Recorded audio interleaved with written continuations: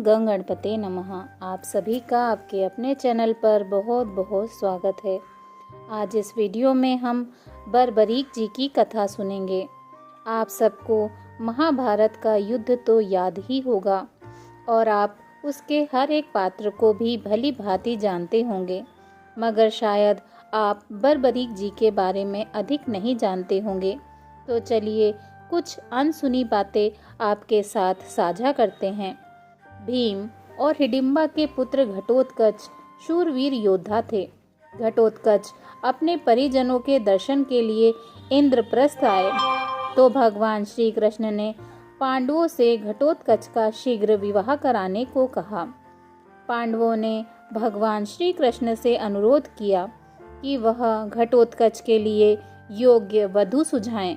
भगवान श्री कृष्ण ने कहा, असुरों के शिल्पी मूर दैत्य की बुद्धिमान एवं वीर कन्या कामकटंकटा ही इसके लिए सबसे योग्य है।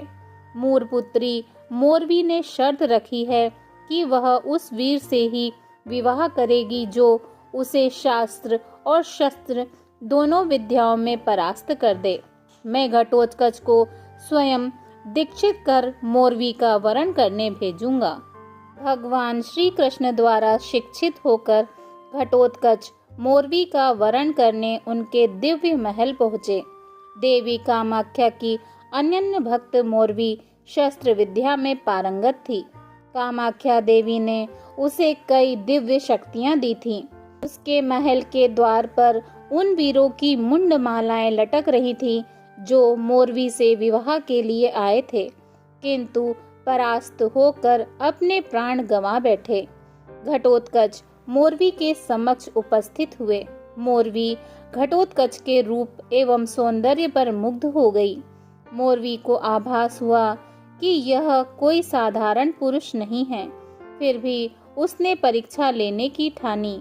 मोरवी ने घटोत्कच से पूछा, क्या आप मेरे प्रण के बारे में जानते हैं? आपको अपने विवेक और बल से मुझे परास्त करना होगा, इसमें प्राण भी जा सकते हैं। मोरवी ने घटोत्कच से शास्त्र विद्या का प्रमाण देकर निरुत्तर करने को कहा। घटोत्कच ने पूछा, किसी व्यक्ति की पत्नी से एक कन्या ने जन्म लिया।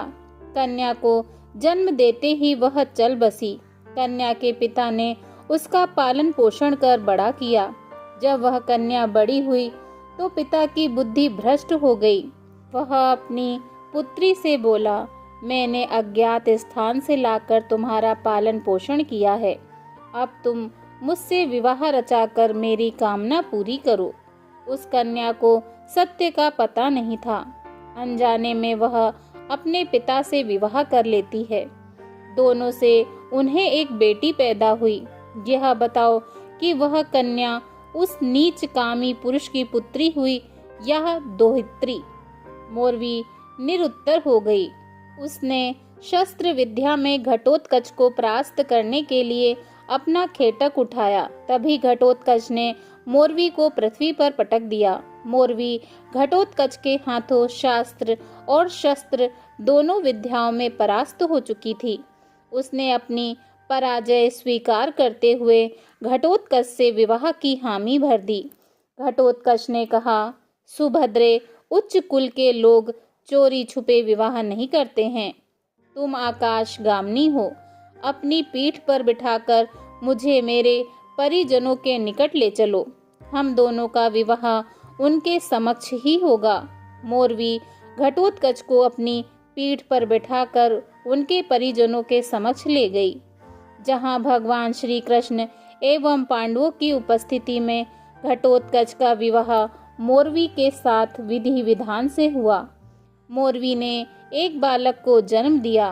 बालक के बाल बर्बर शेर जैसे घुंघराले थे, इसीलिए घटोत्कच ने उसका नाम बर्बरीक रखा। जन्म लेते ही बालक पूर्णतः विकसित हो गया।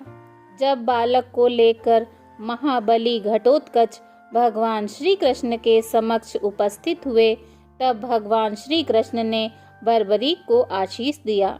बालक बर्बरीक ने भगवान श्री कृष्ण से पूछा, हे प्रभु, इस जीवन का सर्वोत्तम उपयोग क्या है? भगवान श्री कृष्ण बर्बरीक के इन विचारों से प्रसन्न हुए और उन्होंने इन्हें सुहृदय नाम दिया। भगवान श्री कृष्ण ने कहा, हे पुत्र, इस जीवन का सर्वोत्तम उपयोग परोपकारी व निर्बल का साथी बनकर सदैव धर्म का साथ देने में है।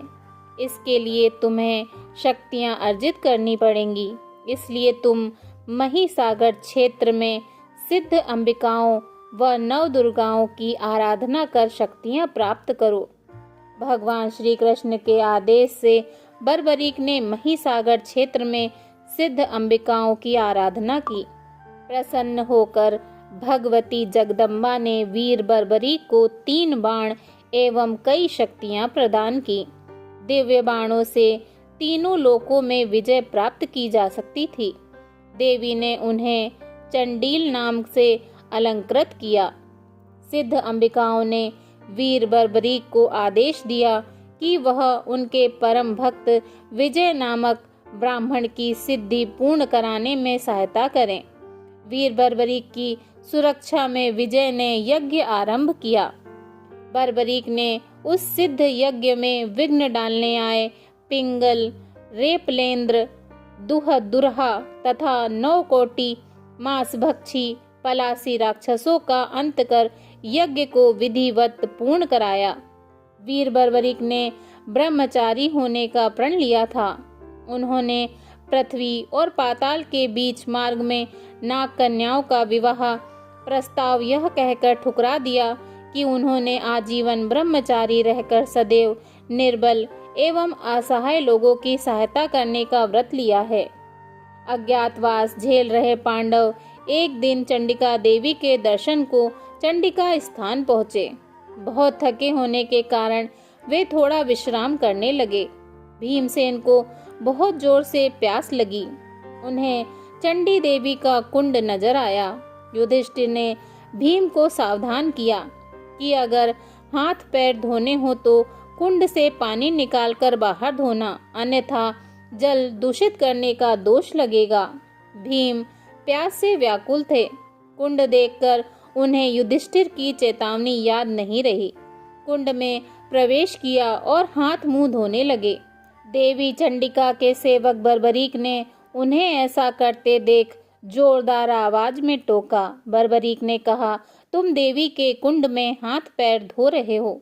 इसी जल से मैं देवी को स्नान कराता हूँ। क्या जल प्रयोग करने की गरिमा तुम्हें नहीं सिखाई गई? तत्काल कुंड से बाहर आओ। भीमसेन बर्बरीक के दादा थे, लेकिन दोनों का पहले कभी मेल हुआ ही नहीं था, इसीलिए दोनों एक दूसरे को पहचान नहीं पाए। भीम बोले, तुम मुझे आचार व्यवहार सिखाने वाले कौन होते हो? जल का प्रयोग स्नान आदि के लिए मुनियों ने भी बताया है, मैं वही कर रहा हूँ। बर्बरीक क्रोधित हो गए। उन्होंने कहा, मुनियों ने बहते जल में स्नान की बात कही है। कुंड का जल स्थिर होता है, इसमें स्नान करने से यह गंदा होता है। अपनी भूल तत्काल सुधारो। दोनों महावीरों में अप्रिय बहस होने लगी। कोई झुकने को तैयार न था। क्रोधित हो बर्बरीक ने भीम पर एक चट्टान दे मारा। भीम बर्बरीक को ललकारते हुए कुंड से बाहर आए। दोनों बड़े वीर थे और हर युद्ध में पारंगत, इसीलिए भयंकर युद्ध शुरू हुआ। भीमसेन युवा बर्बरीक के आगे कमजोर पड़ने लगे। बर्बरीक ने भीम को उठा लिया और समुद्र में फेंकने चल पड़े। भगवान शिव ने आकाशवाणी की, पुत्र, यह महान गदाधर और तुम्हारे दादा भीम हैं। पांडव धर्म युद्ध के लिए शक्तियां अर्जित कर रहे हैं। तुम्हारी आराध्य देवी चंडिका के दर्शन को आए हैं। आकाशवाणी सुनकर बर्बरीक को बड़ा पश्चाताप हुआ। वह भीम के चरणों में गिरकर माफी मांगने लगे। भीम को प्रसन्नता हुई कि उनका पुत्र इतना बलशाली है, लेकिन बर्बरीक का मन का शोक कम नहीं हो रहा था। भीम ने कहा, भगवान श्री कृष्ण ने हमें बताया था कि तुम इसी देवी स्थान में निवास करते हो, किंतु हम यह बात भूल गए थे। मैं प्रसन्न हूँ कि तुम वीर होने के साथ साथ अत्यंत बुद्धिमान और नीतिवान भी हो। किंतु बर्बरीक का अपने पूर्वजों को अपमानित करने का शौक समाप्त नहीं हो रहा था। वह प्राण त्यागने के लिए समुद्र में प्रवेश कर गए। चंडिका देवी प्रकट हुई। उन्होंने बर्बरीक को रोकते हुए कहा, स्वयं भगवान विष्णु तुमसे प्राणदान मांगकर उद्धार करने को अवतरित हुए हैं। चंडिका देवी ने आशीर्वाद देते हुए कहा, पुत्र, तुम चंडिका स्थान पर जिस कर्तव्य निष्ठा के साथ सेवा कर रहे हो, तुम चंडील के नाम से भी प्रसिद्ध होगे और पूजनीय बनोगे। एक बार भगवान श्री कृष्ण ने सुदर्शन चक्र से भीम के पौत्र बर्बरीक का शीश काट दिया। वहां बर्बरीक की आराध्य सिद्ध अंबिकाएं प्रकट हुईं। उन्होंने शोकग्रस्त पांडवों को सांत्वना देते हुए बर्बरीक के पूर्व जन्म की कथा सुनानी शुरू की। मूर दैत्य के अत्याचारों से पीड़ित पृथ्वी देवसभा में गाय के रूप में अपनी याचना लेकर पहुंची। हे देवगण, मैं सभी प्रकार का संताप सहन करने में सक्षम हूँ। पहाड़, नदी एवं समस्त मानव जाति का भार सहर्ष सहन करती हुई अपनी दैनिक क्रियाओं का संचालन करती रहती हूँ, पर मूर दैत्य के अत्याचारों से मैं व्यथित हूँ। आप लोग इस दुराचारी से मेरी रक्षा करो। मैं आपकी शरणागत हूँ। गोस्वरूपा धरा की करुण पुकार सुनकर सारी देव सभा में सन्नाटा छा गया। थोड़ी देर के मौन के पश्चात ब्रह्मा जी ने कहा, मूर दैत्य के अत्याचारों से रक्षा के लिए हमें भगवान श्री विष्णु जी की शरण में चलना चाहिए और पृथ्वी के संकट निवारण हेतु प्रार्थना करनी चाहिए। देव सभा में विराजमान यक्षराज सूर्यवर्चा ने अपनी ओजसी वाणी में कहा, हे देवगण, मूर दैत्य इतना प्रतापी नहीं जिसका संहार केवल भगवान विष्णु जी ही कर सकें। हर बात के लिए हमें उन्हें कष्ट नहीं देना चाहिए। आप लोग यदि मुझे आज्ञा दें तो मैं स्वयं अकेला ही उसका वध कर सकता हूँ।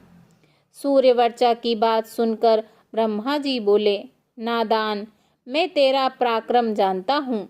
तुमने अभिमानवश इस देव सभा को चुनौती दी है। स्वयं को विष्णु जी के बराबर समझने की भूल करने वाले अज्ञानी, तुम इस देव सभा के योग्य नहीं हो। तुम अभी पृथ्वी पर जा गिरो, राक्षस कुल में जन्म लो। युद्ध के लिए आतुर यक्ष पृथ्वी पर एक धर्म युद्ध के आरंभ के ठीक पहले स्वयं भगवान विष्णु जी तुम्हारा सिर काटेंगे। राक्षस रूप में तुम उस युद्ध से वंचित रह जाओगे। सूर्यवर्चा ब्रह्मा जी के चरणों में गिरकर क्षमा याचना करने लगे। ब्रह्मा जी का क्रोध शांत हुआ। वह बोले, वत्स, तूने अभिमानवश देव सभा का अपमान किया है, इसलिए मैं श्राप वापस नहीं ले सकता, लेकिन इसमें कुछ संशोधन अवश्य कर सकता हूँ। भगवान विष्णु सुदर्शन चक्र से तुम्हारा शीश काटेंगे। उसके बाद देवियां तुम्हारे शीश का अमृत से अभिसिंचन करेंगी, जिससे तुम देवताओं के समान पूजनीय हो जाओगे। तत्पश्चात भगवान श्री हरि ने भी इस प्रकार यक्षराज सूर्यवर्चा से कहा, हे वीर, तुम्हारे शीश की पूजा होगी और मेरे आशीर्वाद से तुम देव रूप में पूजित होगे। अभिशाप को वरदान में बदलता देख सूर्यवर्चा प्रसन्न मन से उस देव सभा से अदृश्य हो गए। भगवान विष्णु जी ने पृथ्वी के उद्धार के लिए भगवान श्री कृष्ण के रूप में अवतार लेकर मूर दैत्य का वध किया और मुरारी कहलाए।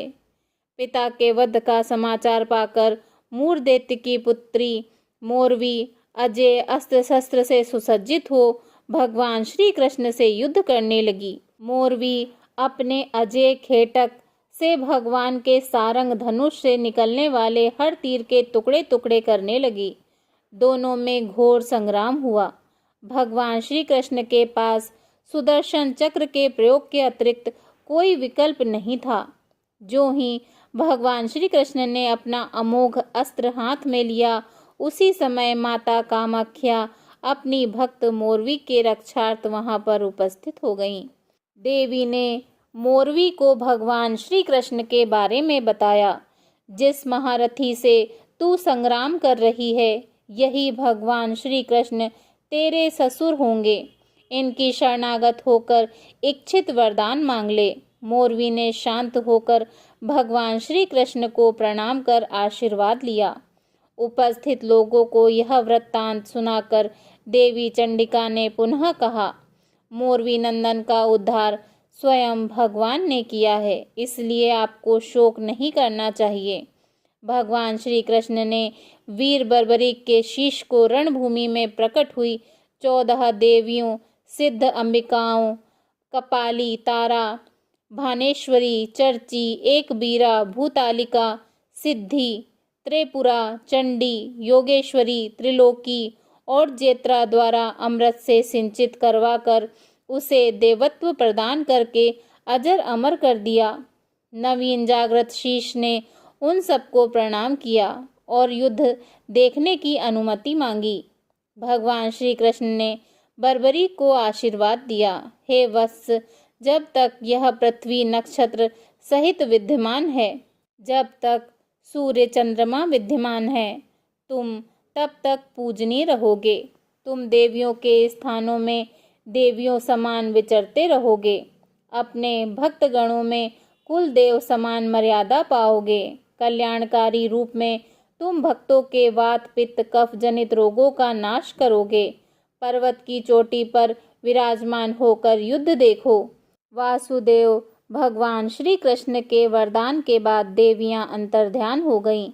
बर्बरीक जी का शीश पर्वत की चोटी पर पहुंच गया एवं बर्बरीक जी के धड़ का शास्त्रीय विधि से अंतिम संस्कार कर दिया गया। भगवान श्री कृष्ण के आशीर्वाद से उनका शीश देव रूप में परिणित हो गया। महाभारत युद्ध की समाप्ति पर भीमसेन को अभिमान हो गया कि युद्ध केवल उनके पराक्रम से जीता गया है, जबकि धनुर्धारी अर्जुन को लगता था कि महाभारत में पांडवों की जीत उनके पराक्रम से संभव हुई है।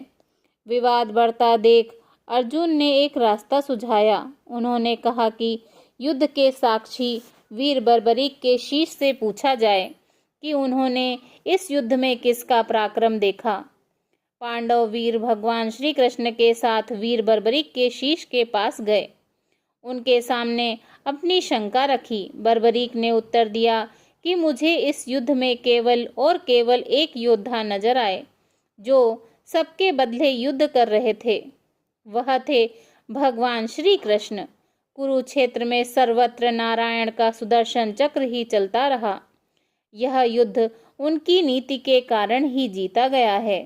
बर्बरीक द्वारा ऐसा कहते ही समस्त नभमंडल उद्भासित हो उठा। देवगणों ने आकाश से देव स्वरूप शीश पर पुष्प वर्षा की। भगवान श्री कृष्ण ने पुनः वीर बर्बरीक के शीश को प्रणाम करते हुए कहा, हे बर्बरीक, आप कली काल में सर्वत्र पूजित होकर अपने भक्तों के अभिष्ट कार्य पूर्ण करेंगे। आपको इस क्षेत्र का त्याग नहीं करना चाहिए। आप युद्ध भूमि में हम सबसे हुए अपराधों के लिए हमें क्षमा कीजिए। हर्षोल्लास से भरी पांडवों की सेना ने पवित्र तीर्थों के जल से शीश को पुनः सिंचित किया और अपनी विजय ध्वजाएं शीश के समीप लहराईं। इस दिन सभी ने महाभारत का विजय पर्व धूमधाम से मनाया। कालांतर में वीर बर्बरीक का शीश शालिग्राम शिला के रूप में परिणित हुआ। देवत्व को प्राप्त वह शीश राजस्थान के शिकर जिले के खाटू ग्राम में गौ माता के माध्यम से बहुत ही चमत्कारिक रूप से प्रकट हुआ। वहां के राजा ने देव उठानी एकादशी के दिन मंदिर में उसकी स्थापना की। इसीलिए देव उठानी 11 को श्याम बाबा का जन्मोत्सव मनाया जाता है। उस युग के बर्बरीक आज के युग के श्री श्याम बाबा ही हैं। आज ही श्री श्याम बाबा के प्रेमी दूर दूर से आकर श्याम ध्वजाएं श्री श्याम देव जी को अर्पण करते हैं। कलयुग के समस्त प्राणी श्री श्याम देव जी के दर्शन मात्र से सुखी हो जाते हैं, उनके कष्टों का नाश होता है। बोलिए खाटू श्याम बाबा की जय, हारे के सहारे की जय।